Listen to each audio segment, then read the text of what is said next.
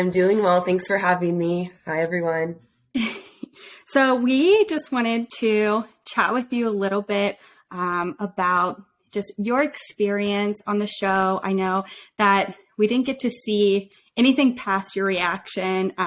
So we just wanted to dive in a little bit on that. But first, we wanted to get to know you a little bit more. We saw that you had just got engaged. Is that right?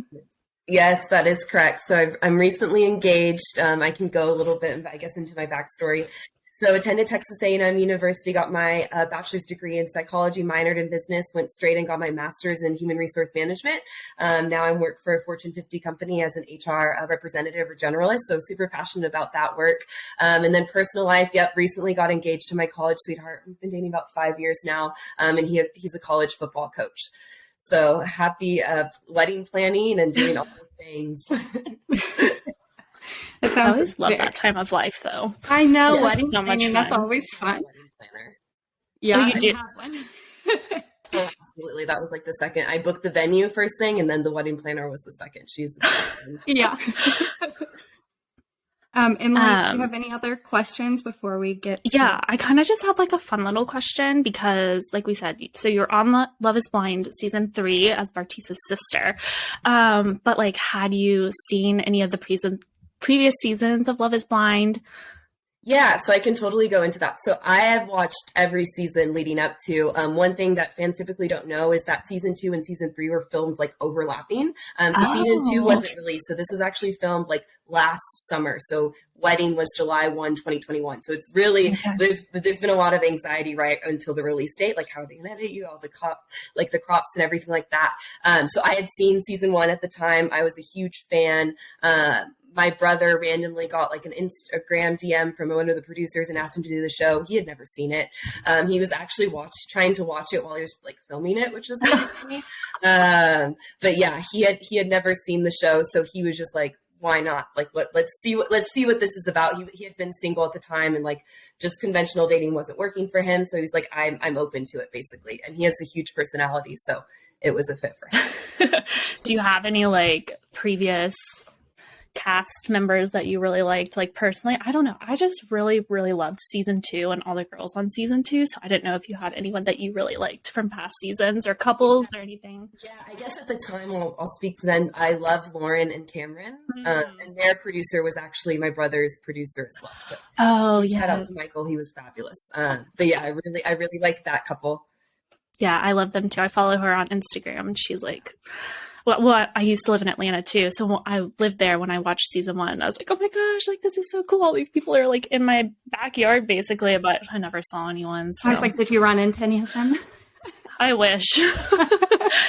But no, I feel like they're all so cool. So yeah. So I'm assuming that there's been a lot, that you've seen after, the preview has came out and everyone's been watching all these episodes.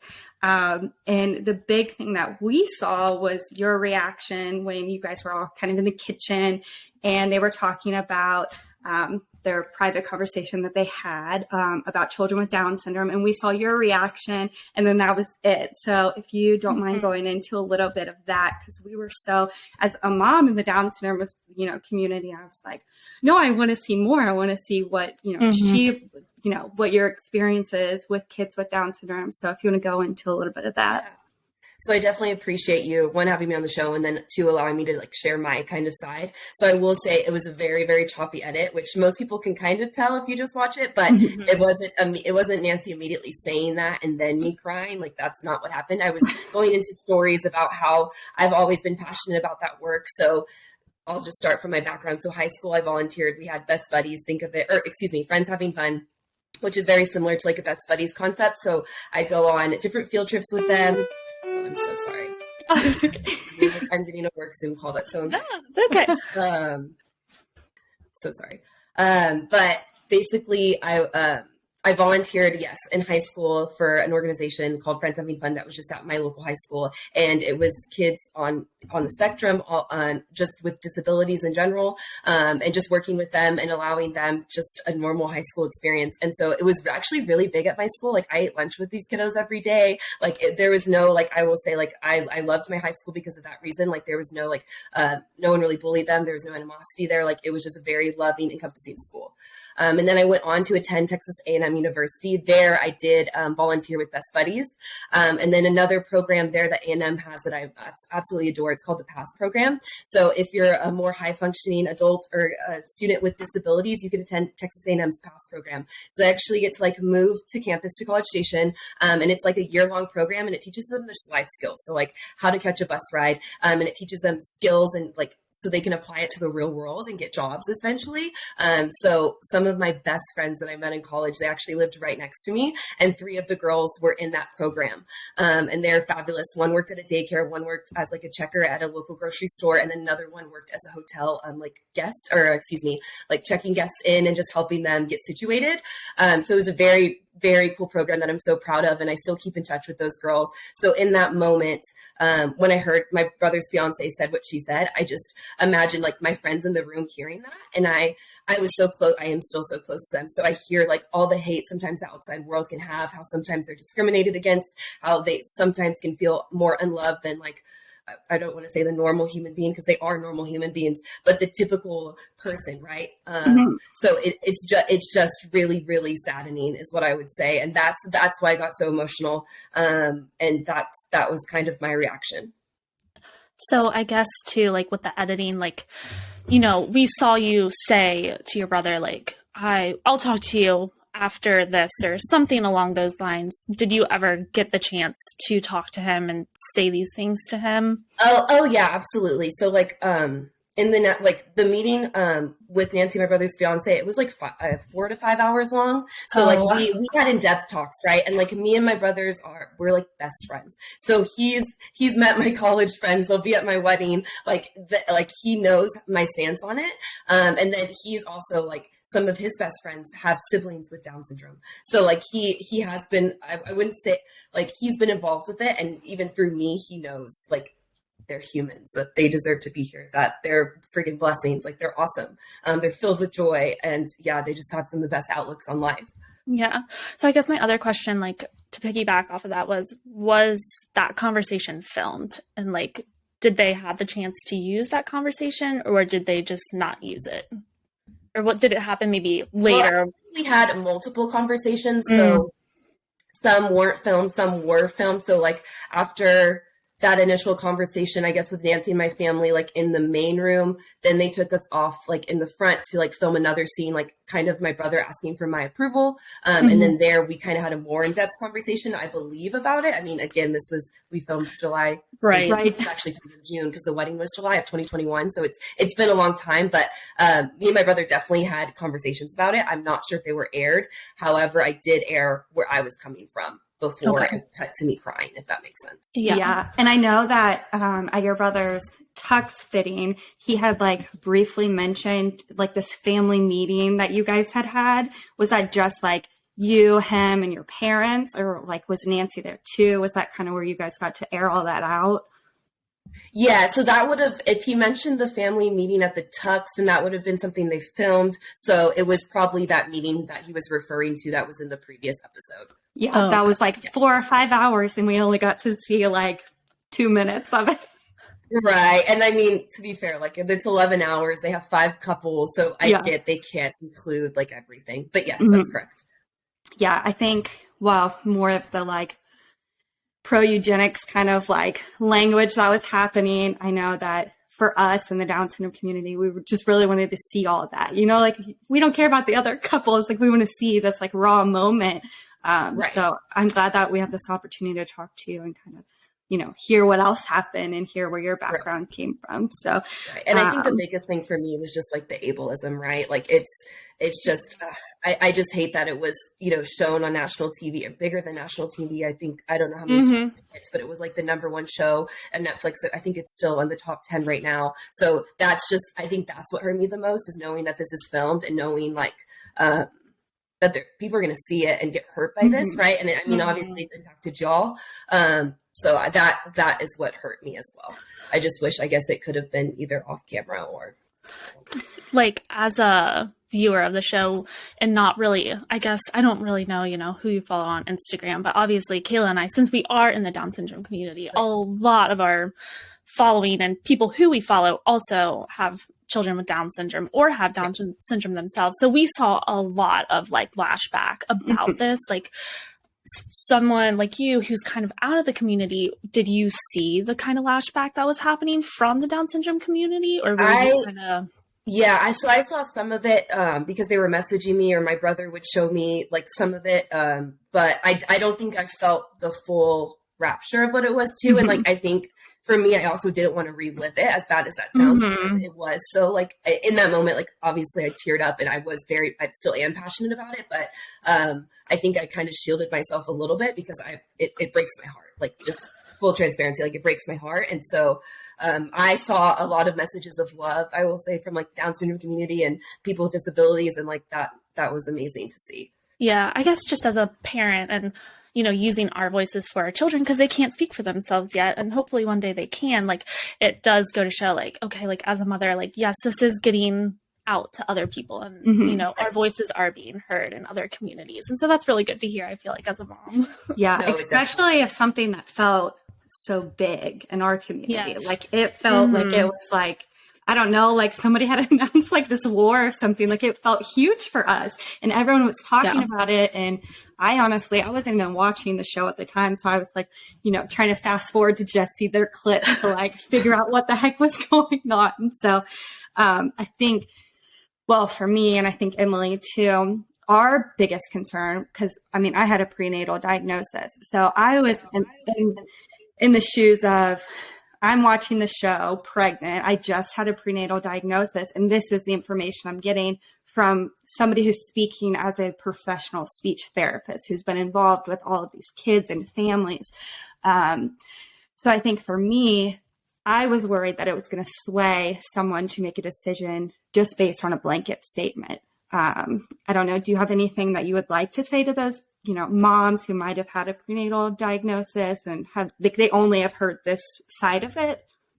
Yeah, of course. So I think when I teared up, my next words were like, "They're such a blessings," and like I wholeheartedly believe that. I'm sorry, I'm getting emotional again, but when I think about my friends with Down syndrome, like they're amazing. They're blessings. They deserve to be here.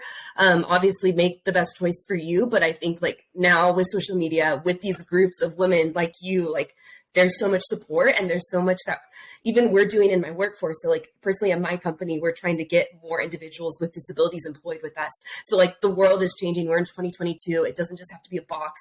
And I think like even as I was mentioning earlier, like with A&M's PASS program, like they can really change the world. They can be trailblazers and they can have like a life. They can be independent even, you know what I mean? So you don't just have to, and that's also part that I said in that speech with my family, like we don't just have to put them in this box and that their whole identity is their disability. Like that is not true. They're human beings. They deserve dignity. They deserve grace and they deserve a whole life. So yeah. Oh no. I can just say like, sorry, did I lose you? Yeah, it froze just a second. Yeah, we can hear you though. Yeah. But I was just going to say like, as a mom, like I am so like amazingly thankful for people like you, like people who are so open to like receiving our children and our babies, like as an equal. And then also I think like, honestly, like maybe we can bring you back and talk about the whole workforce thing one day, because that's amazing, like in itself. And that you're advocating for our babies on such a big platform for working and all children with disabilities, right? It doesn't have to just be for Down syndrome. It can be any disability. Right. So I don't know, like as a mom, when I received the diagnosis, I think that was like one of my biggest fears was like, how is my son going to like live in this society? Like, will he be accepted? Will he have friends? Will he get invited to birthday parties? And I feel like those are things that a normal parent, like I can, even speaking for just my daughter, like who is typical, like those aren't things that crossed my mind right when I had her, right? Like right when I gave birth to her, I'm holding her and just like loving on her. And then with my son, like it's just a flood of what ifs and worries and anxiousness, and then like people like you are around that just make me feel so much more at ease with like how our world is working and how our children will have a better life than, I mean, just even like in the 80s or the 90s, Right. like that, not that long ago. Right. So, I mean, oh my gosh, thank you so much. Thank you. Yeah, and I guess too, like we live in Cincinnati, so we've been so blessed with like our Down syndrome association here, because it's amazing, and they come like, you know, prenatally. I remember like our case manager came and she was like, "It's okay, like you're having a baby," you know, and she gave me all these resources, and one of the books was like A Reason to Smile or something, which is like when you're pregnant and emotional, and I'm like flipping through these amazing stories of these individuals with, you know, Down syndrome and these moms and holding their babies, and I'm just bawling. So in like where you are, do you feel like your Down syndrome association has a big impact, or do you even like notice that?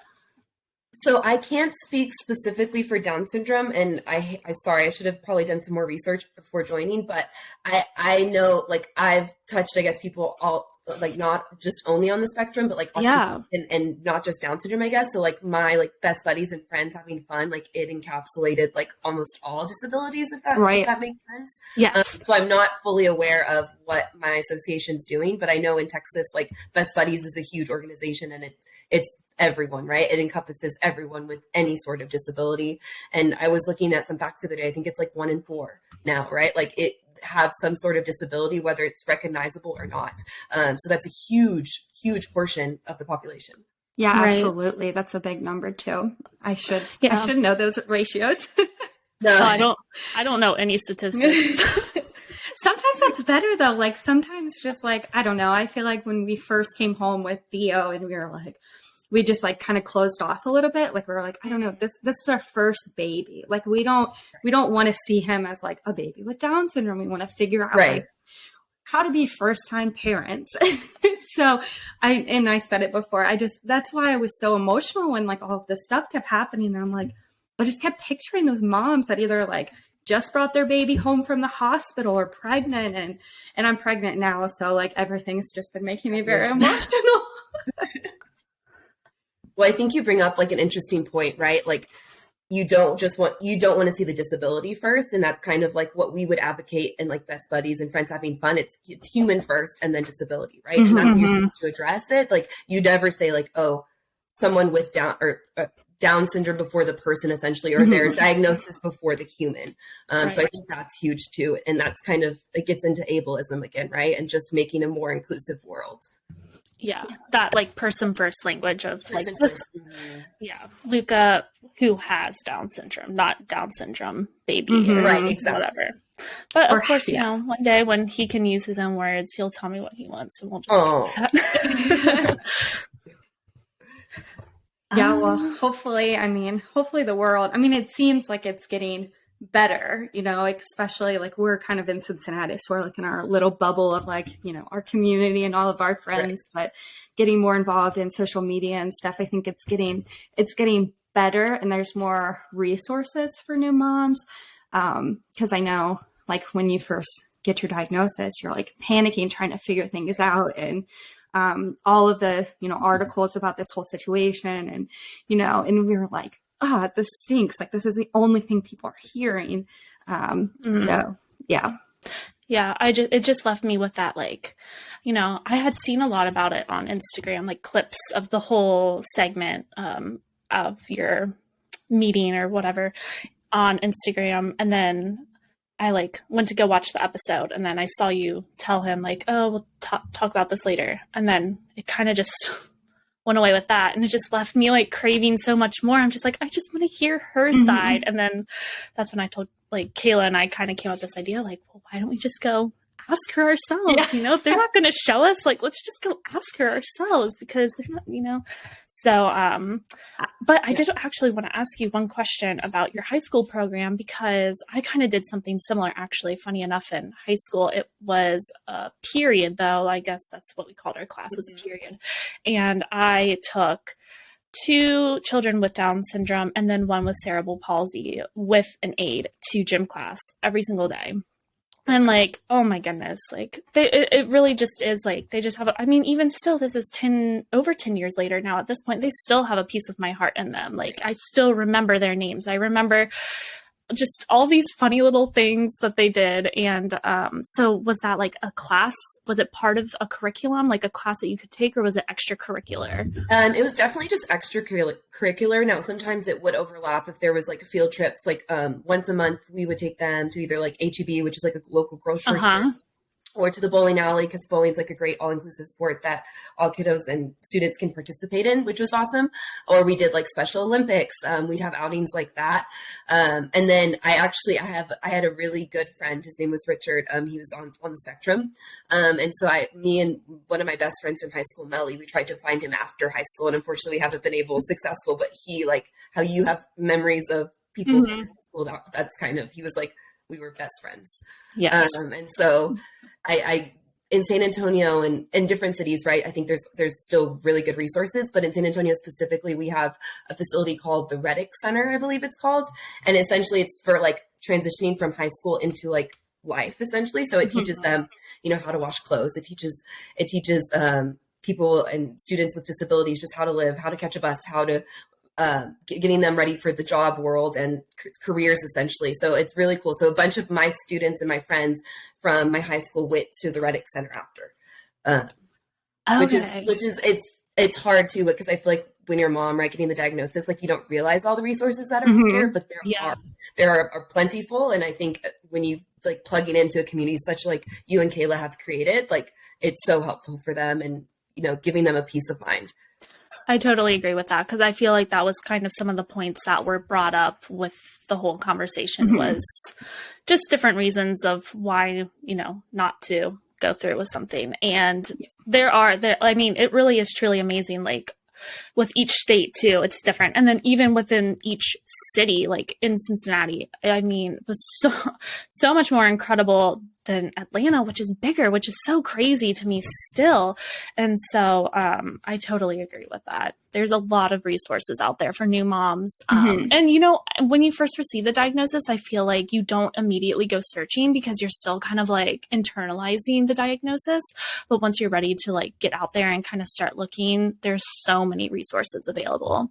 Yeah, I think prenatally that's a little different though, because I feel like as soon as like our genetics counselor called us and she was like, you better sit down, I have bad news, and that's like for a whole nother podcast, but like you only have this much time left to like figure out what you're going to do. And like, I like instantly went to Google, and it was like the worst thing that I ever could, like the worst thing that I could have ever done. 'Cause it's not life filling. So I'm hoping that with conversations like this, we can, start changing the minds of people and hopefully get Google to add some of these, good things onto their page so that mom, like it's more accessible. 'Cause, right. It just, I feel like for the amount of technology that people have right now, and it's right there, like you could Google anything. That's the one thing that I'm hoping to change is just like getting, resources out there and letting things feel more accessible for new moms. So. Yeah. And also just knowing that we are not alone, like even as just moms, like we are not alone. Like we have people like you who, just happen to fall into these extracurriculars and programs through college who also like are using their voice. I mean, and we are so thankful for that too, right? Because I'm sure that Love is Blind, that whole series gets millions and millions and millions of views. So I mean, you stepped up as an advocate for our children, for any parent who has a child with disabilities. And so we're not alone.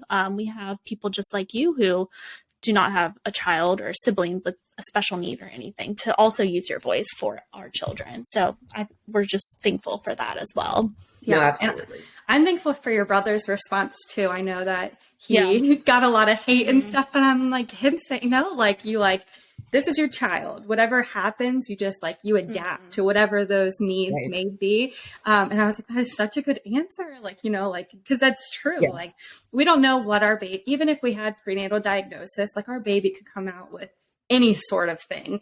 And you just have to adapt and you have to move forward and you just keep trucking along. I don't know. You just figure it out.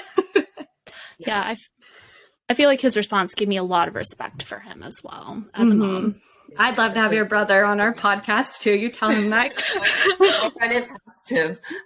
He was even saying, he's like, Amalia, like all these moms and, adults with disabilities are reaching out and thanking me. And like, I don't feel like I deserve to be thanked. And I'm like, Bartise, like, you don't realize in that moment you were an advocate, even if you don't, like you're not, super knowledgeable on the topic, but like you just stood up for people with disabilities. Like like what you just did in that moment. So it's been interesting trying to like talk him through, like, it's okay to say like, you're welcome or like accept it.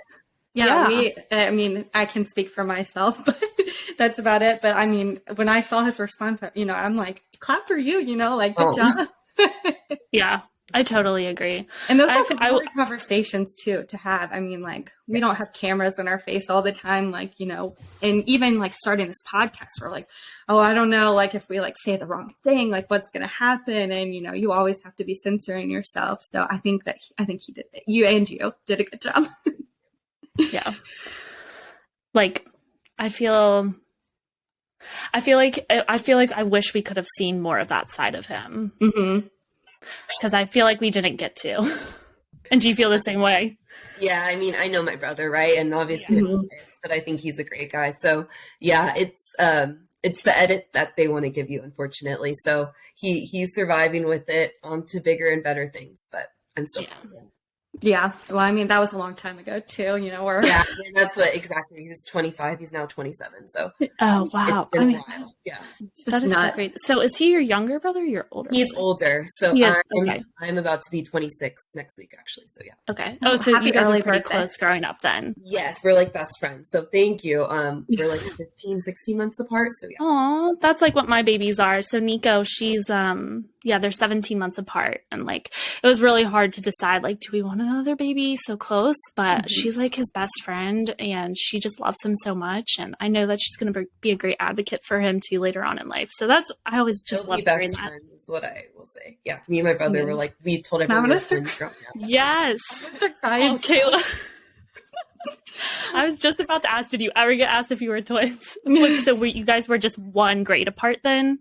2 technically. So he has a July birthday, and then mine's in November. So okay. Yeah, no, I just thinking about my boy. We're actually having a boy. We just found out, but I just thinking about them growing up and like being best friends and like doing all the things together and going to sports camps and stuff. I'm really excited for that. So I guess I like should ask too, even though this has nothing to do with Down syndrome, but like, were you supportive of the whole show idea, or were you kind of like a little more taken aback? Or if you don't want to answer it, but sure. So I guess since my brother had never seen the show, I was like, do you want to do like some research? Do you want to watch it for? But like the type of family that we are is we're all in. Like if this is what you want to do, we love you, we support you regardless. Like go do it, and we'll just cheer for you. So it was funny. His producers were like, I'm like, it's awesome how supportive you guys are. And we're like, what? Like, why wouldn't we be here? Like, it was like, no question. Of course we're coming to like meet your fiance. Of course we're going to be like, put ourselves out there. Right. And in the moment, it doesn't feel like that. Kind of like even this podcast, it just feels like natural and like, I don't know. It's very interesting to see how it was edited. And now it's like millions and millions of viewers. So, but in the moment, there's like no second guess. It's Bartise, do whatever you want. And we're going to be there 1,000% to support you. Yeah, I feel like that's kind of what your mom said too. Like, I feel like that corresponds really well with what your mom said to him. And so I think that's great though, that as a family, you guys are so tight knit and so supportive of each other. Really I think that definitely came off in the show, like how close you guys are. Cause like I remember like after the altar and like, her family was there and ganging up on your brother and her, like just trying to have a conversation. Your mom walked out like, hey guys, like she didn't take anybody's side. She was just like, let's give them some space to figure this out. And I was like, I want to be a mom just like her. She's very, she's like an executive in her career. So she was like made for that moment. Like that's just my mom, a peacemaker, and she's going to settle it down and just figure things out. So yeah, I'm sure she had her opinions too. And she kind of kept it like more neutral. And yeah, I definitely want to be a mom like that. Like let our kids, figure it out and, be there when they need us. Right. And again, it was such a traditional way. Like it's still like the end of the day. And my brother always referred to it as an experiment. Like a lot of times he wouldn't really say it was an experiment. Like, are we going to like pass this experiment? And so that's how we were kind of thinking of it as well. Right. That yes, it was a wedding, but it was really an experiment. Right. So did you like give him any advice before going in, or were you just like, Have fun. Yeah, I just follow your heart, be open, and then just like be yourself.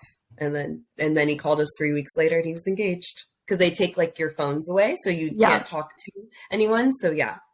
Okay. Did you know what his answer was going to be before he like walked down the aisle? You were just like... I actually wasn't able to see him I was trying to go see him, but I wasn't able to. My dad stole my time. So I was supposed to be one of the last ones to see him. And then my dad went down there instead, which is fine. And so I wasn't sure because I heard about the breakdown essentially. And so I was like, I don't know what's going to be. And then my fiance actually like officiated the wedding. So that's cool. Yeah. Now I'm going to have to go back and watch it. Yeah. So he officiated the wedding, which was fun. Was he like already officiant before this, or did they? Yeah, he had just gotten it online, and he had done Aunt's wedding before I knew him. And then my brother somehow remembered that fact about him, and then he was like, "You want to do my wedding?" So he just said, "Sure." That's fun though. That's nice. Yeah, I love that. Yeah, I feel like he didn't. I feel like he didn't even know really what he was gonna say, you know. And then like I'm watching it, and they cut it off for like the next episode. And I was texting Emily. I was like, "Oh my gosh!" To like you have to watch the next episode, and like I couldn't even handle it. Like I was stressed out the whole time. I was like, "What did he say? What did he say?" The cliffhanger was ridiculous. Absolutely. And I don't even know, because I was like, I wonder if they knew like how big this conversation was going to impact, you know, so they were kind of like hanging it off, or if it really was just like an edit because of time or whatever. But like watching it and being inside the community and, you know, all of the chaos that's happening. And then they like left it as a cliffhanger. And I was like, did they know that this was going to happen? Yeah, I really do wonder if like editing it, if they, I mean, I feel like they had to have known that it was going to be like this, you know, what is it called? I can't even think of the word. Turmoil. Sure.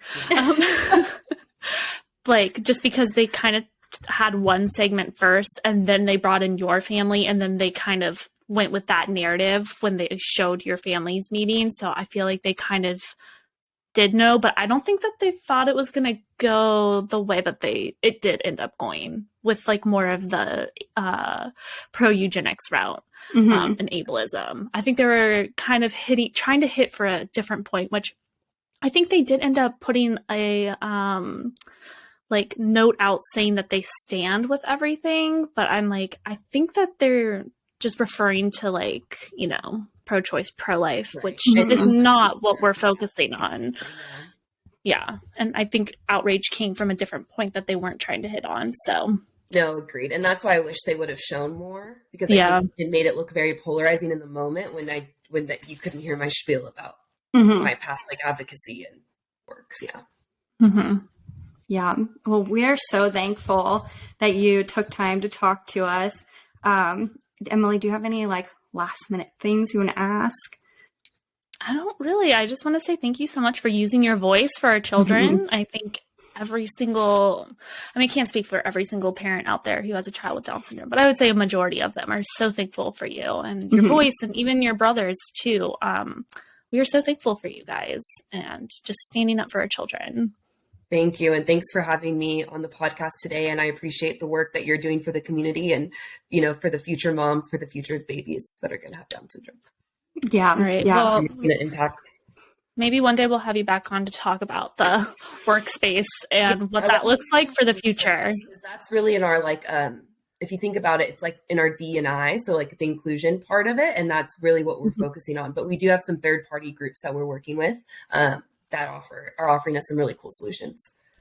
Awesome. Yeah, I find that super interesting for our future and for other, you know, parents for their future of their children as well. Or if their children are already, you know, in that age of life, you know, I think that's really nice to know for them.